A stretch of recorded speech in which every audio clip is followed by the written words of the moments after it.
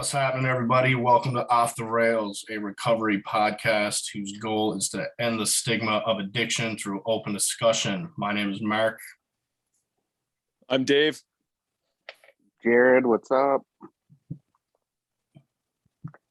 Today we'll be listening to Mark's life story and how he got to where he is today. So give her, Mark. All right. My name's Mark. I'm 29 years old, and here's my story. So I was born in Corner Brook, Newfoundland. For the first 8 years of my life, I grew up in a place called York Harbor, Newfoundland, which it's like a town of like 400 people. So it was pretty wild.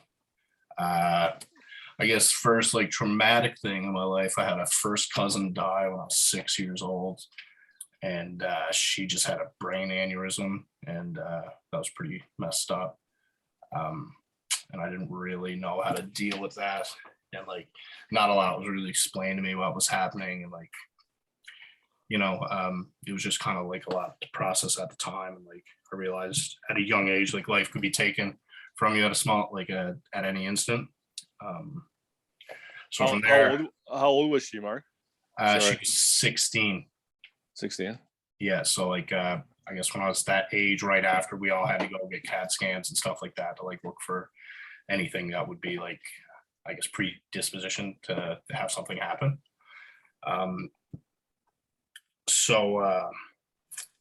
From when I was 8, I moved from York Harbor to Corner Brook, which is like the main center there. It's still a small town. It's 20,000 people. So that was all cool. It was all right because I had friends there and whatnot. When I was 10, my parents got divorced. They had a super shitty divorce. It kind of fucked me up a lot, really.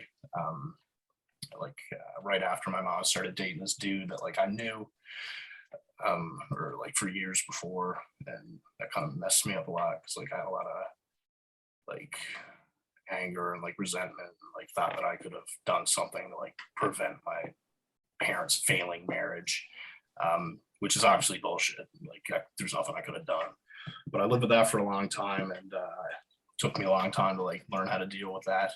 And we all met at Newgate, right? And one of the things there, you talk about like dysfunctional families, and like in my family, we weren't really like encouraged to talk about our feelings, and it was always like people have it worse, which to me is like a terrible lesson to teach people because it doesn't allow you to properly deal with what you have going on.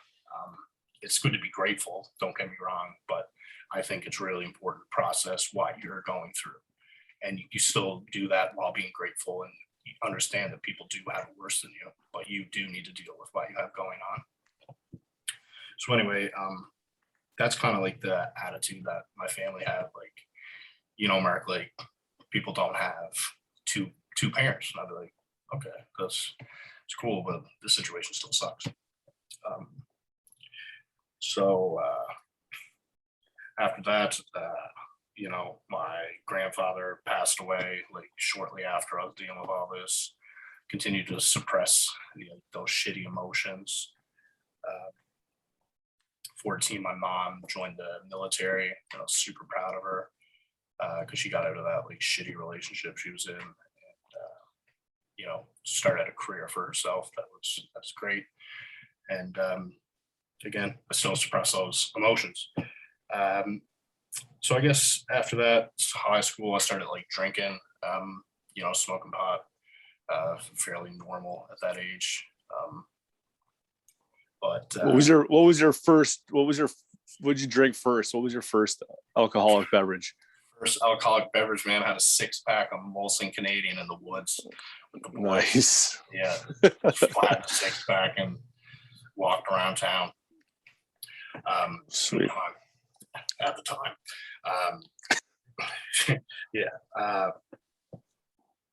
The first, I'll never forget that.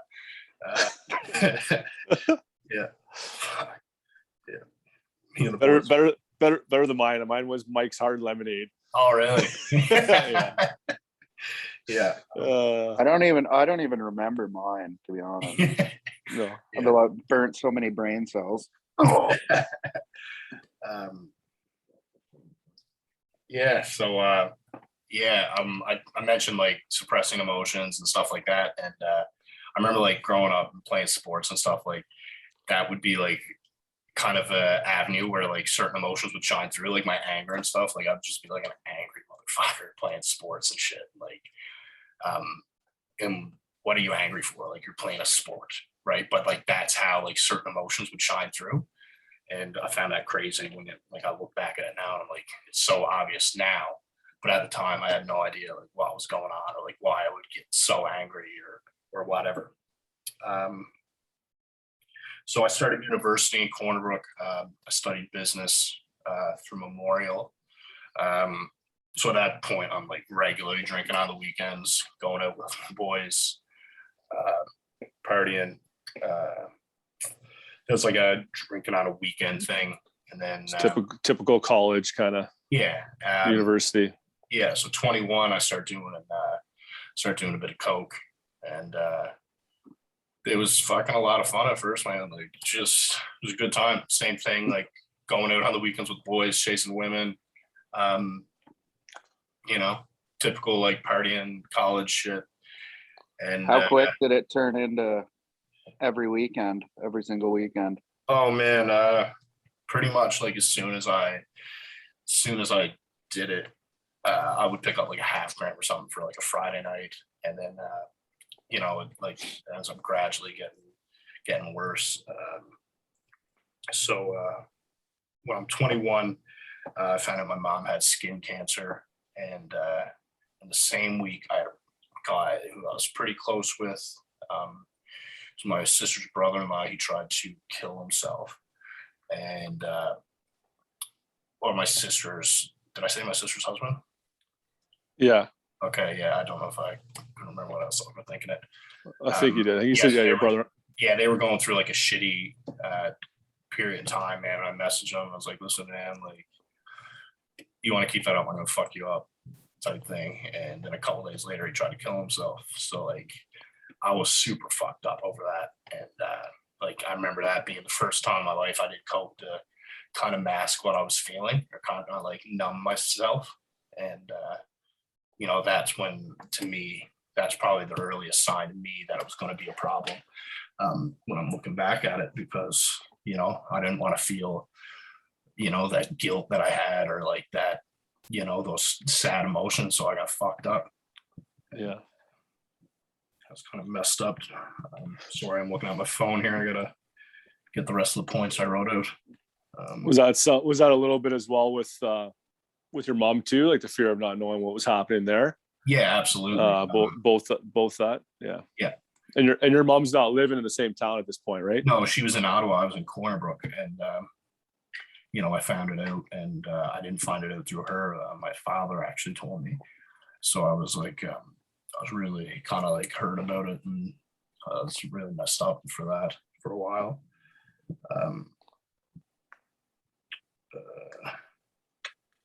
Anyway, 22, I'm in my last year of business school. I start a company with my dad at 22 years old that has done well since. I'm in my last year of university, the partying's continuing every weekend, twice a weekend, drinking, doing coke. So I know it was a problem then, because when I got my place, I moved like 20 minutes outside of town. And I remember thinking, like, when I moved out there, I was like, this is going to be fucking awesome. Like, I'm not going to go out drinking as much, which in turn, like, I won't be doing drugs, because at this time, like, I'm only doing coke if I'm drinking. I move out there. The first year I moved out there, I got a cab every single weekend and went out. I did up the math that after the year, I spent over $2,000 on cabs that year. Like, nice. That's stupid. And so it didn't help at all. Fuck yeah. Did you feel like doing coke to would kind of make you feel smarter, faster, and make you think that you were growing your business better and stuff like that. Yeah, I used to justify it at one point, man. Like I'd go out Fridays and Saturdays and I get fucked up and I feel like shit like all day Sunday. But I'd be like, you know what, man, I'm gonna work my ass off now from Monday to Friday, and I would. And then Friday night came around, I was like, fuck it, man, I deserve to go out and get messed up right now. Right, which is crazy logic again. And I did that for years. So yeah, I moved out there when I was 24. Later on that year, my grandmother died, and that messed with me too. It was New Year's Eve. I got a call that she died, and I went right to doing coke, and just like dealt with that pain through that, and that one messed me up too, man. Because my nan had cancer, and she was prescribed like painkillers for it, and then just like instantly cut off. So like my nan had a drug addiction like all growing up, and she was like addicted to like Adderall 40s or 80s or whatever they were. And because they were cut off and that's the only thing she could get available to her. So like growing up, I witnessed her she would like crush them up and drink them in water and stuff. And like growing up, like my family has a lot of alcoholism in it. And it was always taught to me like to be careful of of drinking, because it's possible that I could become an alcoholic. But it was never like taught to me like about drugs, even though it was like I witnessed it growing up and stuff. So I always found that a bit weird to kind of look back on and reflect on.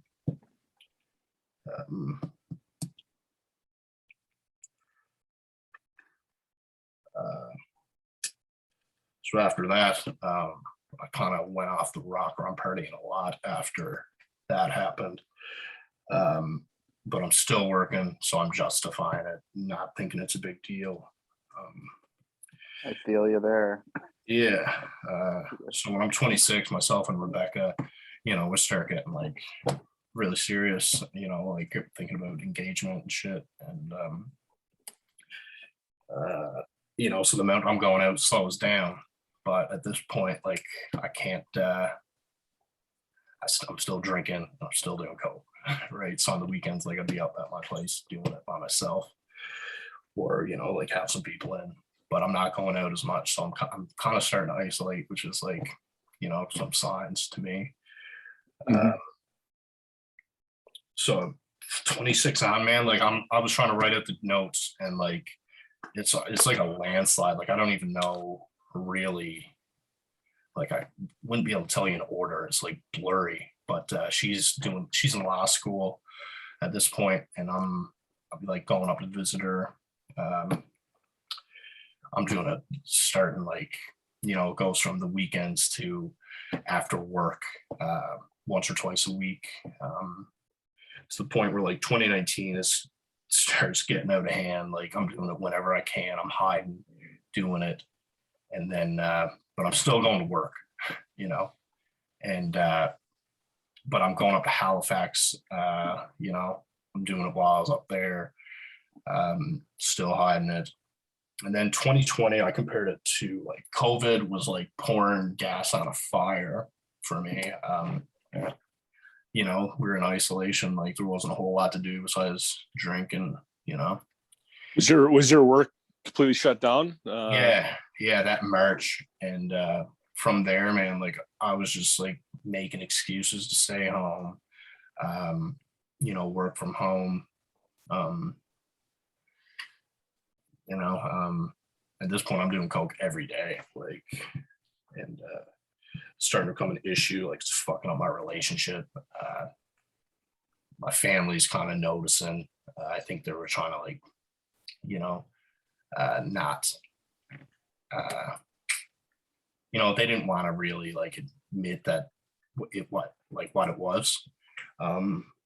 But yeah, Kind of turned a blind eye to it. Yeah, basically. And later on that year, like myself and Rebecca break up, like blatantly over coke. Because like I'm choosing coke over her, man. We started, I chose it over everything. And that it's kind of fucked me up a bit.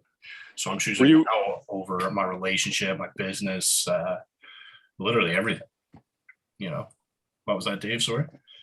I was just gonna say, were you hiding a lot from her as well, from Rebecca, or did she know a little bit, or not the degree of how much? Or no, well, she knew I would do it, and I would hide it from her and like just lie and deny that I was doing it. Like, you know, she knew.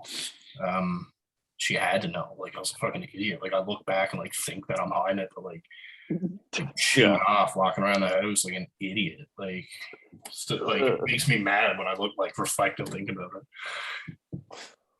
Yeah, I'm there now. I'm just like laying in bed, not being able to sleep. Like, obviously, just like can't sleep. Like, you know, fuck. Yeah, I don't miss like. Oh, that's isn't that stressful, eh? Oh, it makes me like I'm sweating thinking about it. I hate oh my god. But around the same time, man, I started getting like psychosis and shit like that. So like I would have like if I'd use it, like I'd become so paranoid, man. Like, and then I would hear like I'd have auditory hallucinations, I'd have like visual hallucinations. And like that got so bad, man. Like that terrified me. Like I'd hear voices in my head and shit like that. And you know, and I'd see people. And I remember me and Jared were watching the Steve-O documentary in Rehab. And Steve-O describes how his family had a intervention. And I was like, holy shit. And it like sparked this memory. I had the exact same thing happen to me. Like, none of it actually happened, but I had a full scale intervention in my, you know, made up fucking mind, like psychosis. I don't even know how to describe it, but if you watch his documentary, he describes it perfectly. And like, that's what was going on in my head at the time. Like I started not doing anything, just doing coke and like isolating, only contact with like my drug dealers. And, oh, it was horrible. Yeah. And it got to the point where like, even if I didn't do it, if I went a day without doing it, that day I'm still like paranoid, hearing shit. And like, it lasted until like, you know, months after I started like my sober date, I would still have like, you know, I would see something like I'd look up in the clouds and I'd see like words and shit. And I'd be like, what the fuck? But just like that's wild. Yeah, like look at the ground, I'd be like, fuck. So it's really scary, but you know, when you're sober, you're at least able to like combat it, right? It's getting better every day. I'm more sober, and it doesn't happen now. And at least I'm not trying to cure it with doing coke, right? Did your family have an intervention, like a real intervention for you? Well, yeah. Well, when myself and Rebecca broke up, Rebecca actually went and told my family about it, like how much I was doing and stuff like that. And you know, I hated her for it at the time. Like I was so mad at her. And then you know, I look back now and like, you know, my family was basically like, why didn't you tell us earlier? But she was, you know, she was stuck in a hard place and didn't really know how to explain it to anyone, and like didn't want to hurt them. But I was mad at her because I didn't think that they needed to know. They obviously did. So it wasn't really an intervention. My dad took me out for breakfast one morning and then like told me he heard something about me and asked me if I wanted to go to rehab. So this was November 2020. No, October 2020. So I was like, no, fuck that. I don't need that. Like, and to me at this point, I thought like, you know, I thought going to rehab was like weak, or like, you know, I thought like my friends would laugh at me or some shit. You know, I admitted that I needed help, which is crazy to think. And, but you have those thoughts. And so that January, this is last January, this time, I came up to Ottawa for 3 weeks, which was, you know, when I did it solely, I remember doing it, just being like, man, I'm just doing this to get the family off my back, showing them that I can go without doing it. And fucking came up here for 3 weeks, went back home, had drugs waiting for me at the house when I got home. Which is brutal. I had to isolate for 2 weeks. I'm pretty sure I did drugs the full 2 weeks I was there. And then, I spiraled out of control there again. I did it every day till June. And one day, like I was going through the psychosis thing, just like hearing shit, couldn't stop doing coke. My dad came over one day and I looked him in the eyes and it was like, this was like the moment I knew I needed to go get help. I looked him in the eyes and he's like kind of like glossed over. And I could tell he didn't really know who he was looking at. And I kind of understood that because at like this point in my life, I couldn't look in the mirror. Like I was disgusted with myself. And then I told him, I was like, man, I think I'm ready to get help. And I asked them to set everything up. So they came over and like talked me through it. And remember, they suggested Newgate to me and it worked. I wanted to go out of province because most places have that 3-day clean time, like to get in or detox time. And I knew I wouldn't have been able to stay in Corner Brook and do 3 days, 3 days of sobriety, right? Which is crazy. So I flew up to Ottawa, went to Newgate, and I'm definitely missing some things here. I'm not like getting to the point of how bad it got for me. I was at the point where I was going to overdose or I was going to kill myself, like straight up. That were, if I didn't get help, that's where my life was going. So I know right now, like every day I'm around now, I'm happy because I'm alive. And I think had I not made that choice in June, I would not be here today. So I'm happy about that. So I come What to was Ottawa. that? Sorry, what was that process? Sorry, you were saying, were you thinking that were you wanting to overdose at that point, or you just I knew didn't eventually care. that was going to happen, boss? Yeah, I knew that like if I continued using, I was either going to overdose or I was going to kill myself, and I didn't give a shit. Right, like that's how depressed and just in a shitty place I was at that point, and it was horrible. But it does get better, and I think then like making that decision there was like the best decision I made in my life. I can say that confidently. So I came to Ottawa. I went to Newgate. I was scared as hell. Newgate's a 30-day rehabilitation program in Merrickville. This is where we all met, as we've previously mentioned in episodes. Had an awesome time.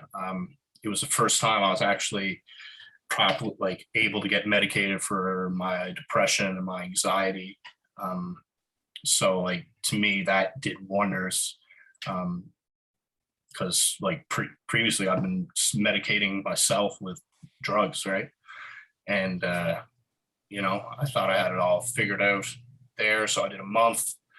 I was like, fuck yeah, I'm doing good. I was overconfident. I was like, I got my depression, anxiety settled in. Maybe I didn't have a drug problem, but I obviously did. I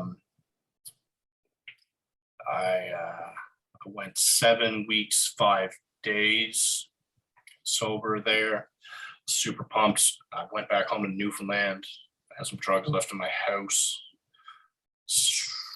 Can't be around them right there. So that's, you just don't even put yourself in that position. Started doing them, couldn't stop. Came back to Ottawa for 2 to 3 weeks. Went back home and I'm leaving things out of this story, but Rebecca, first time I was in Ottawa after Merrickville, Rebecca came up and visited me, right? So like she sees that I'm sober, cool. She's liking that. She's liking that. Yeah. Liking that more. Yeah, no doubt. All over that sexy guy. Yeah. Yeah. Sober Mark's a decent human. Yeah. You know, much better human. So anyway, so the second time I go back home, I find out she's pregnant. Your boy's having a little girl. Woo! Yeah, I know. I'm super stoked now. At the time, I'm like, holy fuck, this is a lot to take on, right? So I fucking cope with it the way I know how to cope with crazy things, by doing drugs. And again, terrible idea. Go on like a 7-day bender. Wait, so did you do this twice then? Yeah. Oh, okay. So Yeah. you relapsed twice before you went back. Yeah. Oh. That's the first one I considered a lapse. I justified it. Oh yeah. So yeah, I think that's all bullshit. That stuff. Yeah, me too. Yeah. But yeah, I lapsed, came up here, went back, found out I was becoming a father, and then I relapsed big time. And then I kind of met with my family again, and they're like, you need to go away for longer this time. I'm like, all right. So chose this 90-day program in Ottawa. I was there for 30 days. Didn't really like it that much. Just wasn't for me. And I messaged my dad, like my family wasn't getting any feedback from it or anything like that. And I was like, listen, like Newgate does everything better. Let's go. I'll do another month at Newgate if you want. So I went from this place, that was 30 days. Then I went over to Newgate right after. I met you fine gentlemen, pulled up, me and Dave there, exact same time. Well, yeah. Go in, Jared's excited as hell because, you know, some younger dudes are there. Yeah, it was all old men at that point before you guys got there. Yeah. Yeah. Well, I'm glad you guys put me in your age group. I appreciate that. Got you. And always young at heart. Yeah. Got her. Immature. Yeah. So yeah, went to Newgate for that month. I'm really happy I did. I was able to, you know, work on some things. I was able to refine the second go around. Refine myself, work on my, you know, dealing with emotions and stuff like that. Yeah. So since then, you know, I've been 4 months sober, and yeah, life's going pretty good right now. And that's pretty much my story, man. I'm sure I missed some things, but yeah, no, I'm sure things will pop up in later episodes. Oh yeah, no doubt. I think as we are interviewing guests and whatnot, like more of our stories are going to come out, and you're going to get to learn more about each and every one of us. Oh, I think that's great though. It gives us a real good idea. Yeah. Where you're at. Wild story, Mark. Was it a wild story though? Like, I think there's going to be some when we get plunging into some more with some guests and stuff like that. Probably have some deep stuff, right? Like, yeah, no doubt.